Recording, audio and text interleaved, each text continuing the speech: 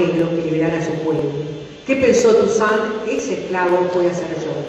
¿Qué hizo? Cuando se presentó la ocasión revolucionaria, encabezó los ejércitos y con tremendo prudencia propuso una alianza a sus antiguos dominadores que Napoleón no aceptó, por lo cual murió Toussaint preso en Francia y la revolución haitiana tomó un giro mucho más tremendo, mucho más negativo también. Es muy interesante ver también cómo, pese a las dificultades regionales, pese a la dificultad de las comunicaciones, la gente se comunicaba. Belgrano le escribía a Manuel de Salas, que estaba en Chile, otro sabio y testigo de él, que también va a intervenir en la primera etapa de la Revolución chilena. ¿Y de qué le habla? Le habla de la necesidad de crear caminos, huellas por la cordillera, de importar alguna forma para hacer jabón, que eran las industrias que lo tenían preocupados. Le habla de proyectos, le habla del futuro, pensando todavía, 1805, que el Imperio Español tiene para rato y que ellos podrán hacer reformas pacíficas hasta que esto se revela como imposible y empieza la etapa revolucionaria. Otro tema que creo que es de mucha importancia para entender estas revoluciones es el tema de la religión. La religión es la vertebradora de toda la dominación española y portuguesa en América. Pero ha habido ya quiebres en la cosa así más, en la unidad religiosa. Por ejemplo, la expulsión de los jesuitas hace que una cantidad de personas, criollos, que eran jesuitas, sumamente ilustrados, sabios en muchos casos, al partir al exilio, forzados por la expulsión que decreta el rey Carlos III, escriben libros ¿sobre qué? Sobre sus patrias americanas.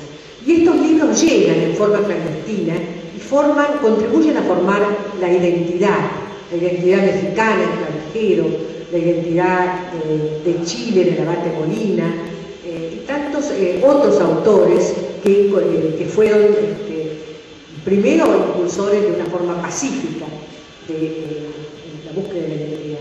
Y luego algunos adhirieron a la idea de que con ayuda británica, como pensaba Vizcarra de Guzmán, podía emanciparse a América. Bueno, ya voy a ir cerrando.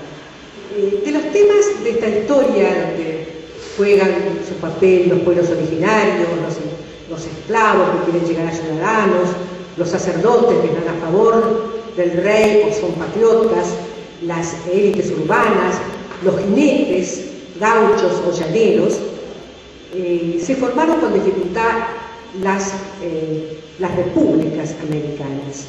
Estas repúblicas fueron otorgando y quitando libertades, tributos, en un juego que dependía también de un ir y venir, que dependía también de qué grupos, si conservadores o liberales, si monárquicos, si centralistas, si federales, tenían el poder, pero en el cual los caudillos militares desempeñaron un papel decisivo.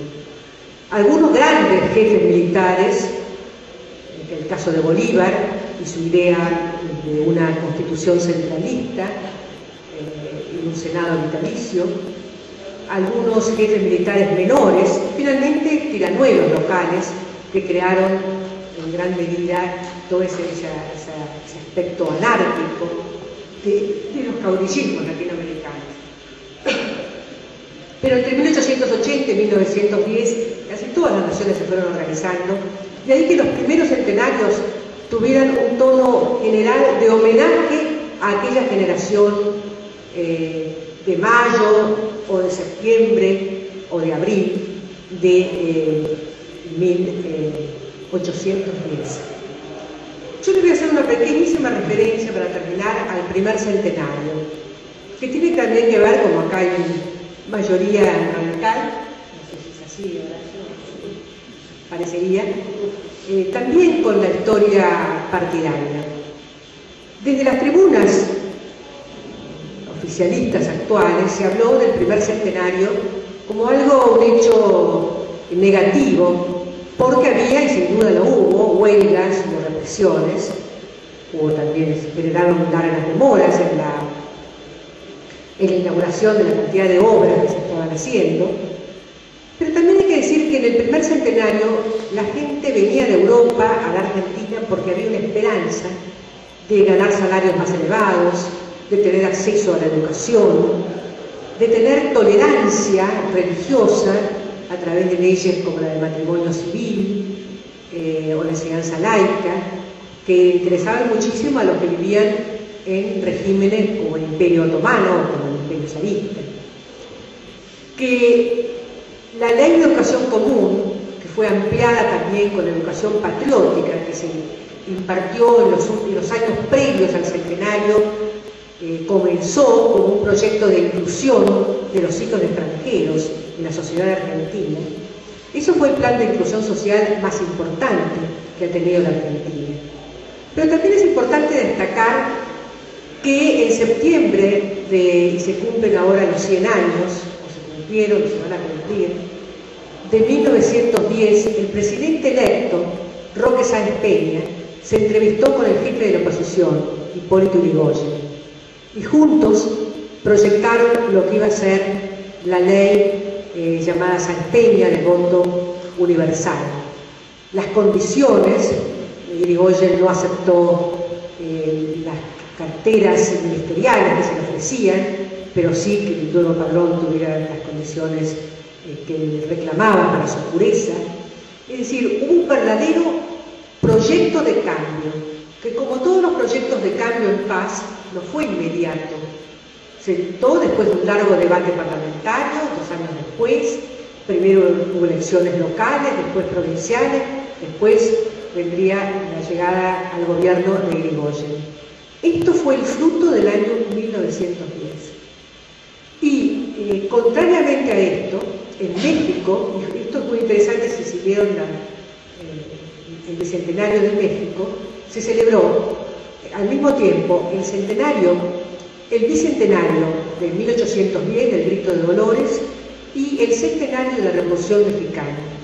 ¿Qué reclamaba la Revolución Mexicana? ¿Cómo fue la celebración del centenario en México?